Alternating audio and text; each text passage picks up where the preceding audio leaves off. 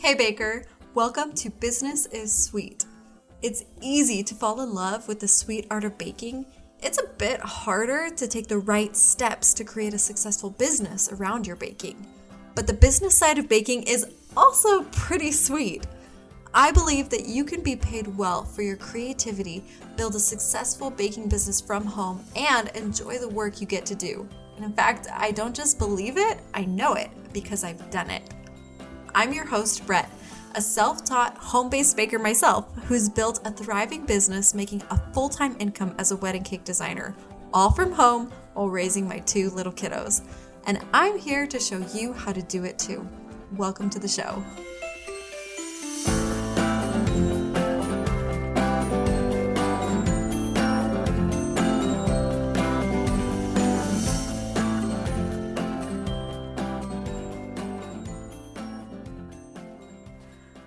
Hey there, Baker. It's Brett. Welcome to the show. And before we start, I really just want to say I'm so grateful that you take the time to tune into Business is Sweet. I'm so grateful for all the listeners here.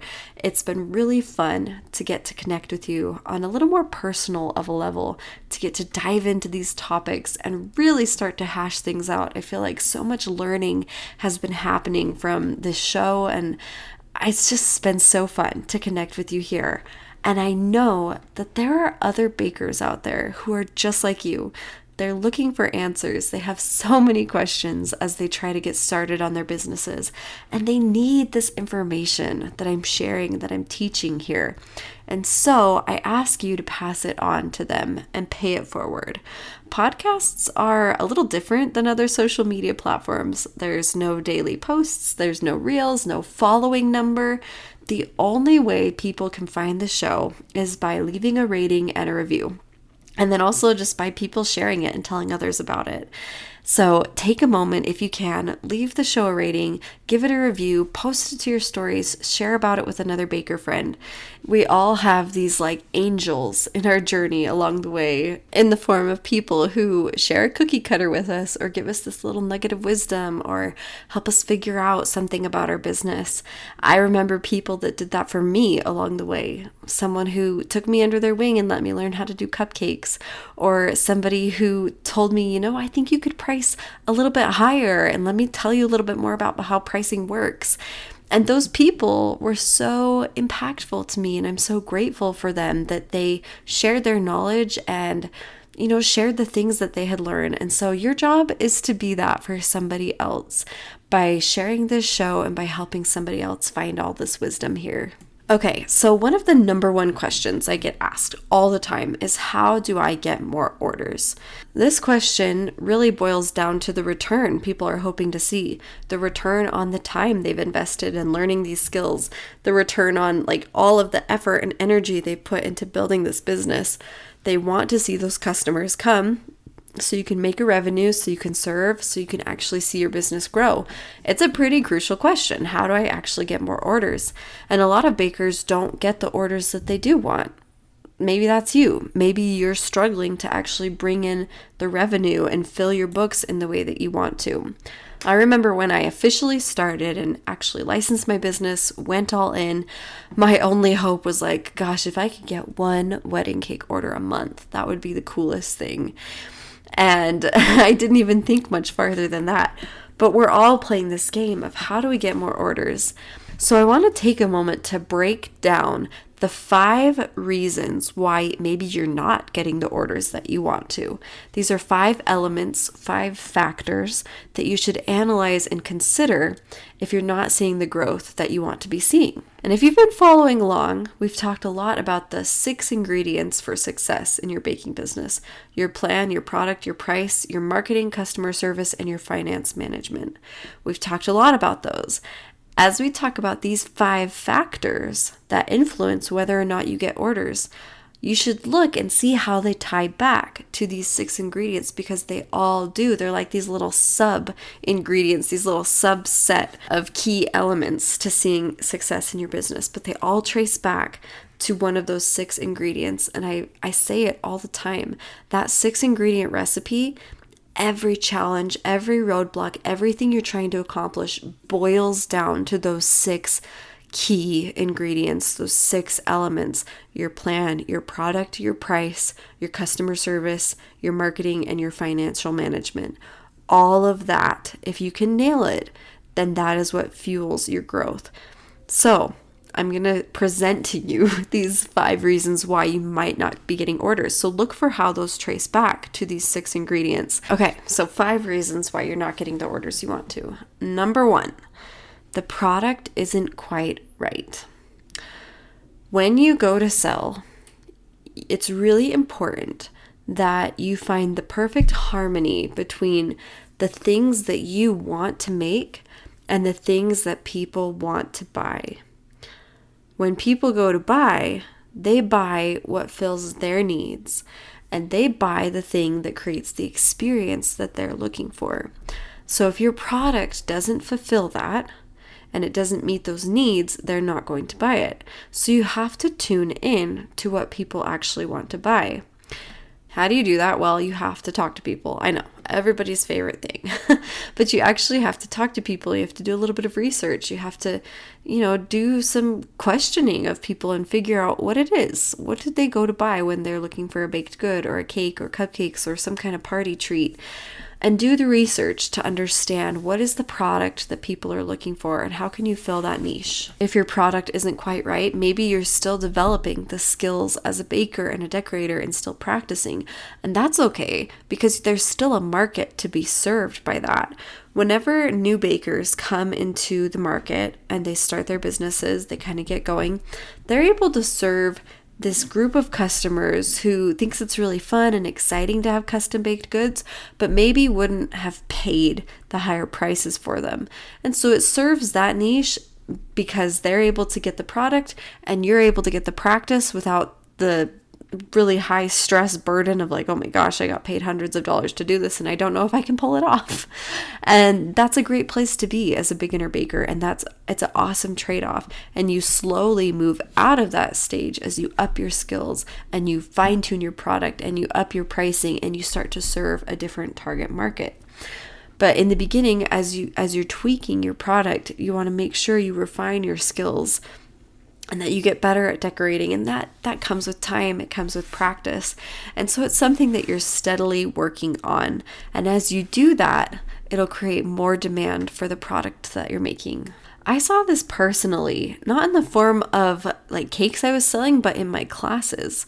Last year, I was still kind of postpartum. I just had a baby a few months ago, and I'd also gone through a lot of anxiety postpartum. I was trying to figure out my mental health, but I also wanted to get back into the baking scene, and I wanted to try and teach a class again.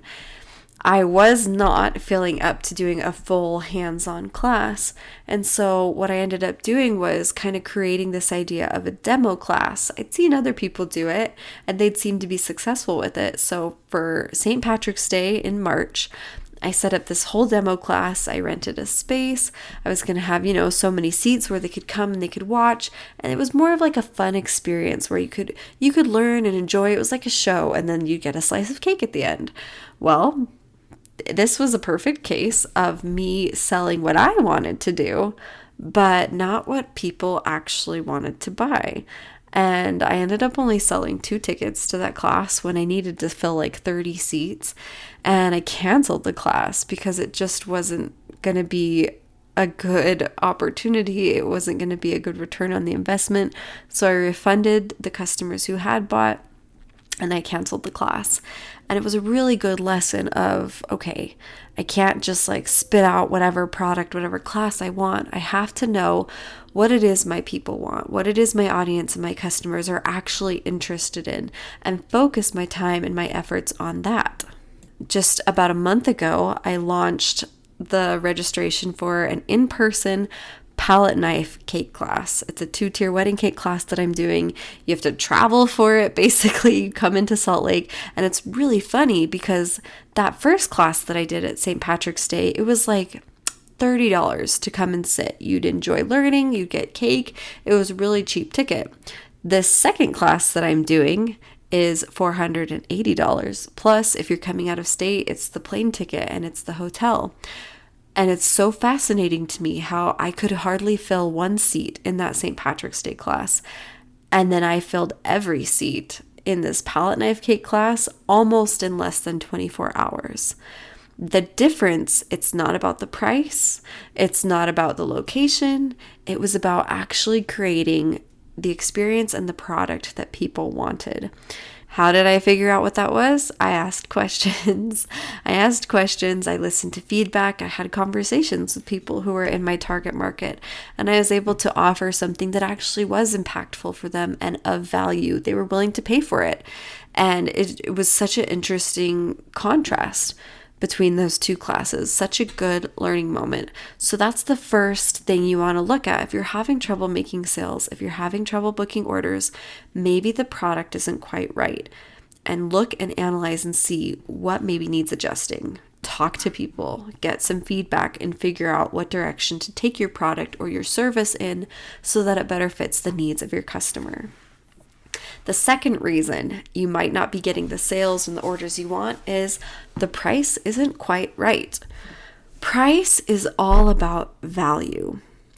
If the perceived value of the product doesn't match with the value that the price communicates, customers won't buy. In the example of my class, the price was really low. And so it actually communicated to people that, maybe it's not a very valuable class. Maybe it's not going to be worth my time. If I have to spend a whole night, it was funny because the low price actually indicated low value. And that became just as detrimental as maybe a high price would have been. Whatever it is that the customer wants, the value of the product that they want to get, if it's a cake or cupcakes, the price should match that. Pricing is very psychological. Money is very psychological. We know that. And so you have to be in tune with what is the value that my price is communicating. When someone goes to buy a wedding cake, this is a really important purchase for them. It's kind of like a one and done. They've got one shot to pick the right baker to make this cake. There's not really a redo. And so they want to go with someone who knows what they're doing. If the cake is something they value, they want to pick somebody who will follow through and do a good job. Price helps communicate that. If your price is too low, then someone who values the cake will not book with you because they perceive that low value is being communicated through that low price. And if they care about it, they're going to be willing to pay a little bit more, because if somebody's charging more, it probably means they have more experience, they're more confident, they're more reputable. All of that pricing sends that signal. So you could be losing customers if your price is too low. For obvious reasons, you could also be losing them if they're too high. But if you can create a product where the perceived value matches the value that price is sending out, even if it's a high price, if customers perceive your product as being of that value, then they will pay for that. So adjusting your price to match the value of the product is really important. And you have to step back and remember that you as the baker, as the creator, will never truly understand the value that you create because you can make it. And so to you, it's very accessible. It's maybe even commonplace. To somebody else, it is so rare and so hard to get. It's so custom made for you. That is all so valuable to a customer. And you'll just never understand that. And so you have to kind of step back from your own business and see it through a different lens in order to understand how to match the value of your product to the value that your price is putting out there. Because too often we underestimate and we understate the value that we're actually creating. But to somebody else, it actually means a lot. So 2, if you're not getting the orders you want, take a look at your pricing. Is it too high? Is it too low? Which target market is this speaking to? What is the value that it's communicating to people? The third reason why you might not be getting the orders you want is your brand needs some development. When somebody wants to buy something, they want to buy from a business that they can trust. Sometimes your product and your price are there. Your product is good. Your price is in the right spot, and you're still not getting those orders because your brand is not helping communicate that. Maybe it's your photos, maybe it's the style, maybe it's the way that you do your messaging. And brand is so much more than just a logo. I feel like that's usually what we associate with a brand. It's just that, that little picture that identifies us. But actually, your brand comes first, and your logo is meant to serve your brand. Your brand is all about the mission and the purpose and the message and the vision and the experience and the target customer and what they want. That all of that is built into this brand identity. And as you build out that brand identity, then you create a style guide to help communicate it so that it's cohesive and it's clear and it's professional. When you do that and do it well, it sets you apart as a baker and as a business.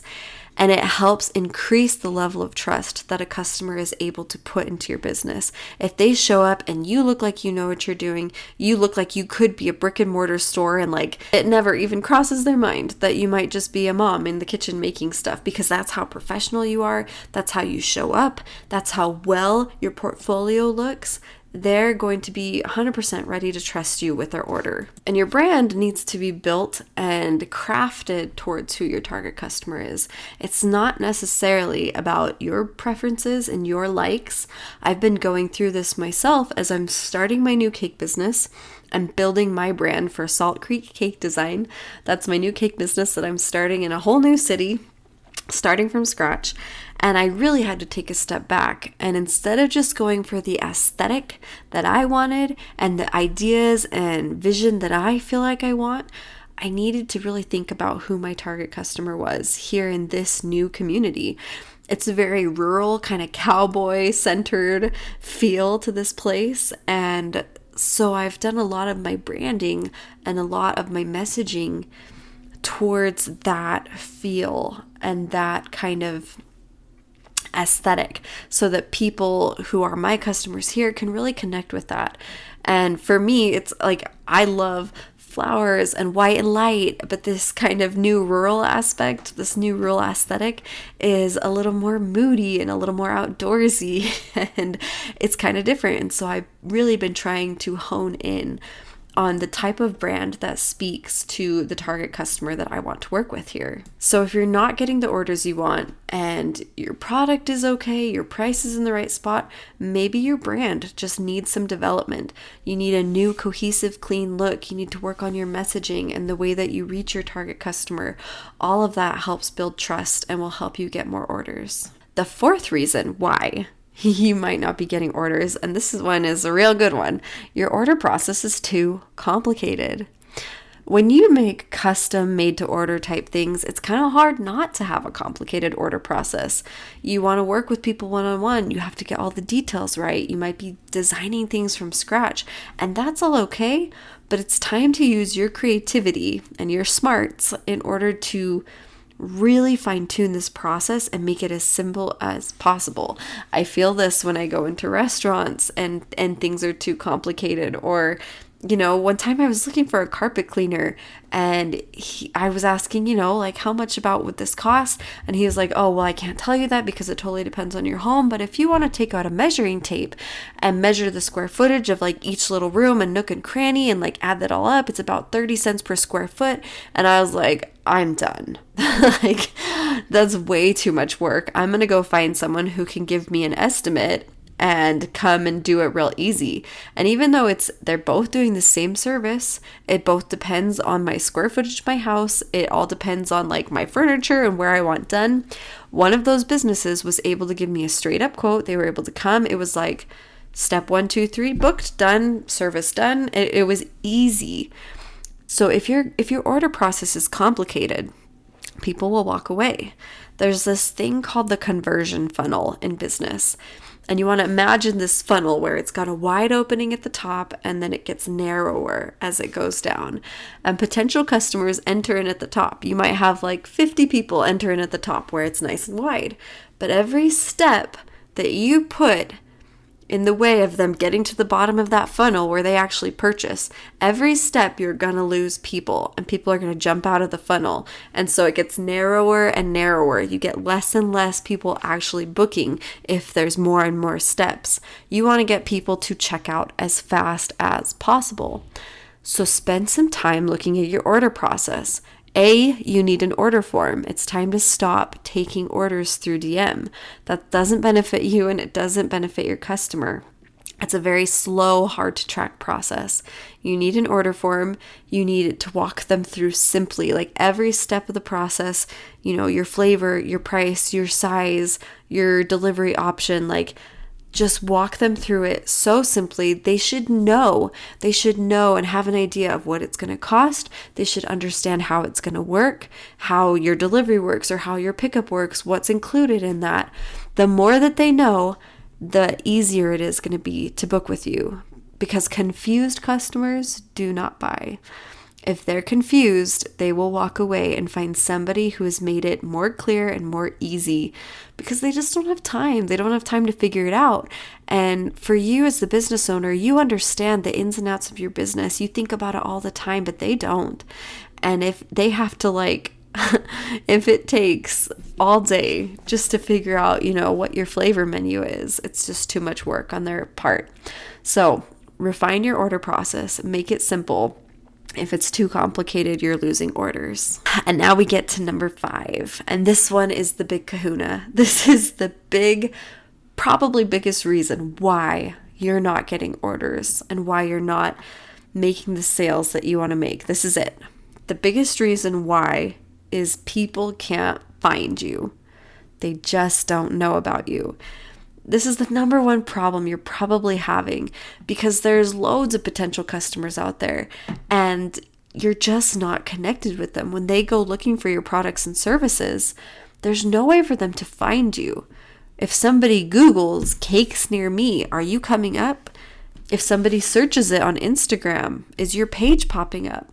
If somebody asks a friend, who can I go to get a cake? Are they recommending you?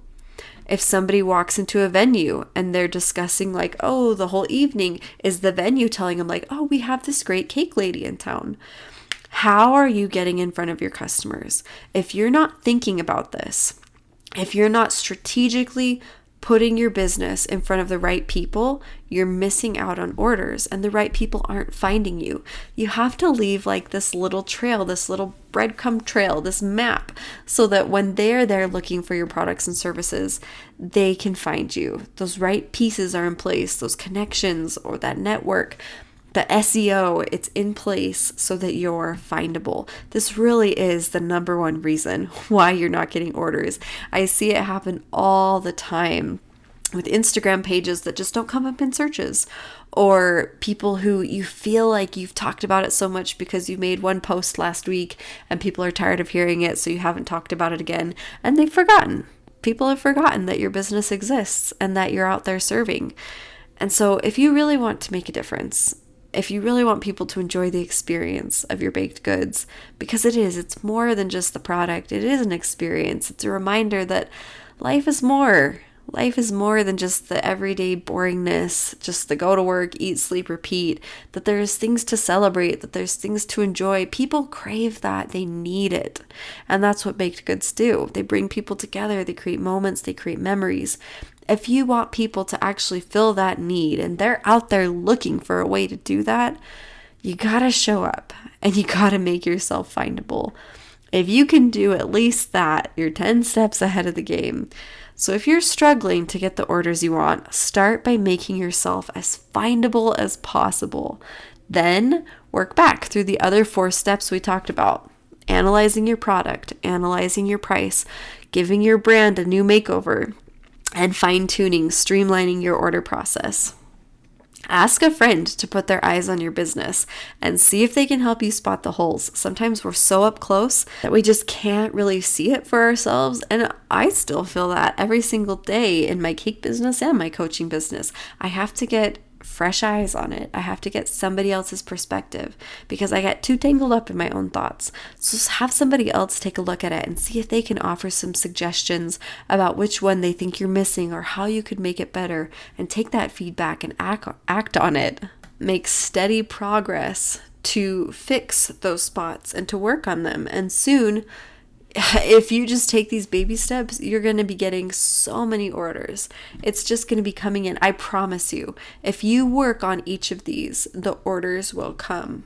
that's the key. You just have to believe in it enough to actually put in the time to start working on them. It all really goes back to your mindset and just believing that it's worth the time and worth the investment. It's this funny catch-22 where you don't want to put in the time unless you know there's going to be a return, but you're not going to see a return on that investment unless you put in the time. So believe in it, believe in yourself, surround yourself with inspiration, listen to this show, find other bakers who've done it, build a network, a community of people who are trying to do the same thing and encourage each other. And that gives you the spark to move forward and to continue to refine your business so that you can get the orders that you want. You can't just wait around for them. They're not just going to come out of nowhere. You've got to put in the work to market yourself and to make your business the thing that people need. Thank you so much for joining on Business is Sweet today.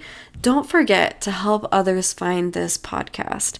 This is a resource that other people need, so leave it a rating, leave it a review, and share it with a friend. Pass it forward. I actually really believe in this idea that when we cheer others on and when we allow other people to have success and congratulate and celebrate them, it actually signals to ourselves internally that we can have that we can cheer for ourselves and congratulate ourselves, and that it's okay.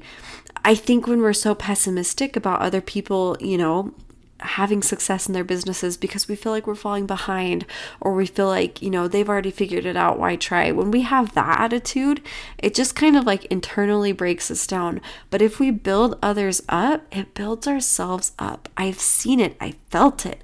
I love this community of bakers that we get to be a part of. So pass it forward. When you help somebody else rise, you help yourself rise. I believe in that 100%. I hope you enjoyed today's episode, and I will talk to you next week.